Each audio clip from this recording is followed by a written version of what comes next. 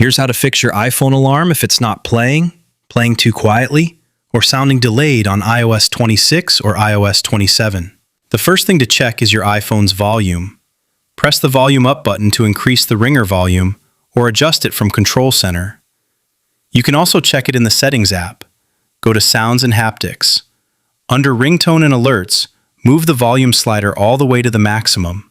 On iOS 27, turn off the Match Ringtone Volume toggle, then set the alarm volume slider to the maximum. Apple now lets you set separate volume levels for your ringtone and your wake-up alarm. If you're using an older version of iOS, sleeping with AirPods or headphones connected can cause your alarm to play through the connected device instead of your iPhone speaker. On my iPhone running iOS 26.5.1, the alarm now plays through both the connected headphones and the iPhone speaker at the same time. That's how Apple fixed this issue. So make sure your iPhone is updated to the latest software by going to Settings, General, then Software Update. The third solution is Standby Mode. If your iPhone's side button isn't working as a snooze button in standby mode, turn off standby and see if the problem is fixed.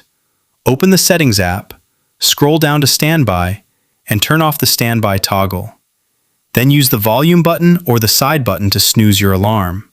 If your alarm starts quietly and slowly gets louder, the fourth solution is to turn off attention-aware features. Go to the Settings app and open Face ID and passcode. Enter your iPhone passcode, scroll down to attention-aware features, and turn the toggle off.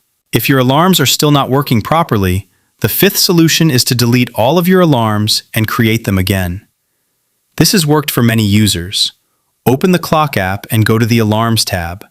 Swipe left on each alarm and delete them one by one. Then tap the plus button in the top right corner to create a new alarm.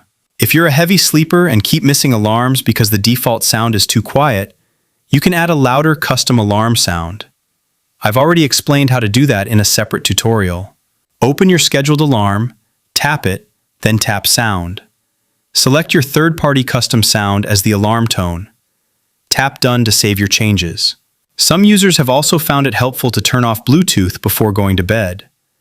This prevents your iPhone from automatically connecting to nearby Bluetooth devices, such as CarPlay, which could cause your alarm to play through the wrong device. I hope you found this video helpful. If you have any questions, leave a comment below. If this video helped you, please give it a thumbs up and subscribe for more tech tips and updates.